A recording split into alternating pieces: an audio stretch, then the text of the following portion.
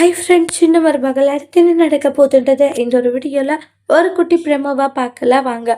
அதே மாதிரி பஞ்சாயத்து படி தான் ஒரு குழந்தைய வச்சுக்கணுன்ற மாதிரி சொல்லி ஒப்படைச்சு அனுப்பிடுவாங்க.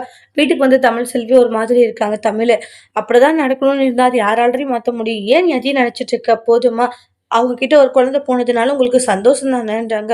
இங்க நான் வருத்தத்துல இருக்கிறது உங்களுக்கு எங்க வருத்தமா இருக்க போகுதுன்றாங்க. தமிழ், நீ வருத்தப்படுறதுக்கு ஒண்ணும் இல்ல. என்ன இருந்தாலும் மாப்பிள்ளைக்கும் வந்து அப்பான்ற ஒரு ஸ்தானம் இருக்கு. அந்த குழந்தையும் அங்க இருக்கிறதுல தப்பே இல்லடின்றாங்க. இல்லாத இருந்தா தான் தப்பு. இருக்கிறது ஒண்ணும் தப்பு கிடையாதுல்ல. நீ ஏன்டி தமிழ் புரிஞ்சுக்க மாட்டேங்கிறன்றாங்க. போதுமா? ஏற்கனவே நீ செம்ம கோவத்துல இருக்க. நீ என்னுடைய கோவத்தை இன்னும் கலராத சரியான்றாங்க. எப்ப பார்த்தாலும் அந்த குடும்பத்துக்கு தான் சப்போர்ட் பண்ணி பேசுவல்ல. எனக்காக நீ எங்கம்மா நிக்கிற அப்படின்றாங்க. இங்க பாரு தமிழ், தப்பு ஒண்ணும் நடக்கல சரியா? மாப்பிள்ளை கூட இருக்கிறதுல போய் என்ன பிரச்சனை சொல்லுன்றாங்க. அங்க இருக்கக்கூடாது, செய்யக்கூடாதுன்னு ஏன் தமிழ் இந்த மாதிரி பிடிவாதமாவே இருக்கன்றாங்க.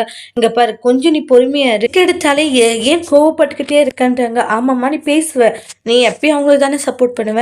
என் குழந்தைய விட்டு வந்த வழி எனக்கு மட்டும்தான் தெரியும்ன்றாங்க. ஆனா நீயும் அப்பத்தாய் எல்லாம் சேர்ந்து நிறைய நாடகம் ஆடுறீங்கம்மா. சூப்பர்மா, என்னென்ன பண்றீங்களோ பண்ணுங்க.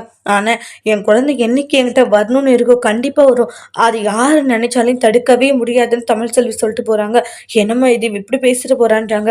இங்க பாருடி, அதெல்லாம் நினைச்சு நீ பெருசா இது பண்ணிக்காத சரியான்றாங்க.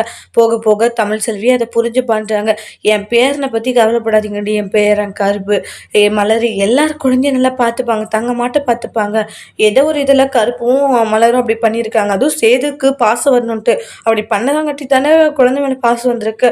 அதெல்லாம் ஒன்றும் இல்லை, ஃபீல் பண்ணாத விட்டுரு அப்படின்னுவாங்க. இங்கே தமிழ் செல்வி வந்து என் குழந்தைய இப்படி பிரிச்சுட்டாங்களே என்கிட்ட இருந்துட்டு ஃபீல் பண்ணி அழுதுட்டு இருக்காங்க. அதோட இந்த ப்ரெமோவை முடிச்சிருக்காங்க. இனி வரக்கூடிய எபிசோட்ல இந்த மாதிரி ஒரு டோஸ்ட் வர போதுன்னு வெயிட் பண்ணி பார்க்கலாம். தேங்க்யூ.